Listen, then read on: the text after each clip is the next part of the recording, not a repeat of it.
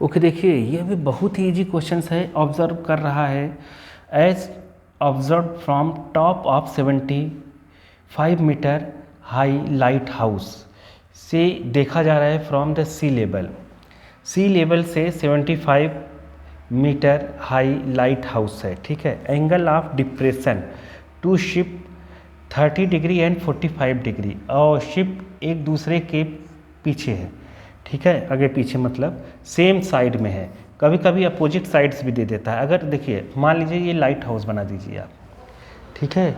ये क्या है? Light house. अब सेम साइड बनाया है इसलिए आप ऐसे ही बनाइए किसी एक सेम साइड के। ये सी लेवल है, यहाँ पे 90 होगा, ठीक है। अब यहाँ से कोई बंदा, यहाँ पर मान लीजिए एक शिप है, यहाँ पर दूसरी शिप ए बी, यहाँ पर एक बंदा खड़ा है और वो इस शिप को और इस शिप को ऐसे देख रहा है, ठीक है। तो एंगल ऑफ डिप्रेशन यहाँ पर बनेगा हॉरिजॉन्टल लाइन से, ठीक।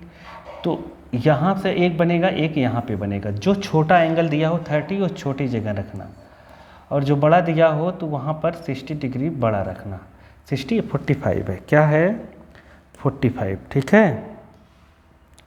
45 डिग्री है यहाँ पर, 60 नहीं है, समझ गए।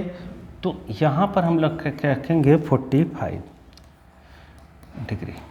अब देखिए हॉरिजॉन्टल से ये अल्टरनेट इंटीरियर एंगल से यहाँ पर होगा 45 डिग्री, और यहाँ पर होगा क्या आपके पास 30 डिग्री, ठीक। तो आपको बताना क्या है? डिस्टेंस बिटवीन टू शिप, दो शिप की बीच की डिस्टेंस बतानी है। लाइट हाउस की हाइट दी है 75। अब एक लाइन में बता सकते हैं इसकी डिस्टेंस, बताइए कितना। देखिए इसके बीच की डिस्टेंस मान लीजिए x बताना है, तो आप ध्यान से देखेंगे जो मैंने कॉन्सेप्ट का वीडियो बताया उसमें मैंने बताया है। कभी आपको यहाँ पर 45 मिले तो 45 का मतलब ये आइसोसेलेस हो गया, ये भी क्या हो गया 45 डिग्री। तो ये 75 है, तो ये भी कितना होगा? आंख बंद करके लिखिए 75। ए बी यहाँ नाम रख दीजिए, कुछ भी नेमिंग कर दीजिए CD। तो ये हो गया 75। अब इस बड़े से ट्रायंगल मिलेंगे, क्यों 75 हो गया? क्योंकि आइसोसेलेस ट्रायंगल है। ये 45 है तो ये भी 45 होगा, 180 से माइनस करके इन दोनों का सम, या 90 से माइनस करके, ठीक है। अब पूरे बड़े ट्रायंगल में आप लगा देंगे tan 30 डिग्री, तो tan 30 हो जाएगा क्या ना, ये परपेंडिकुलर। cot 30 भी लगा सकते थे, कोई दिक्कत नहीं है। x plus perpendicular upon base x plus 75, ठीक। tan 30 डिग्री की वैल्यू कितनी होगी? 1/√3।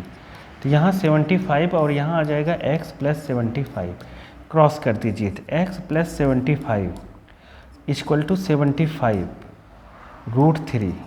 75 को उस साइड लीजिए, 75√3 माइनस 75, ठीक है। अब 75 कॉमन ले लीजिए, 75 कॉमन ले लीजिए, तो यहाँ आ जाएगा आपके पास कितना? √3 माइनस 1। अब देखिए क्या √3 की वैल्यू दी है, √3 की वैल्यू यहाँ पर दी नहीं है, तो आपको टेंशन लेने की ज़रूरत है नहीं, यही आंसर है, ठीक है। आंसर है ये।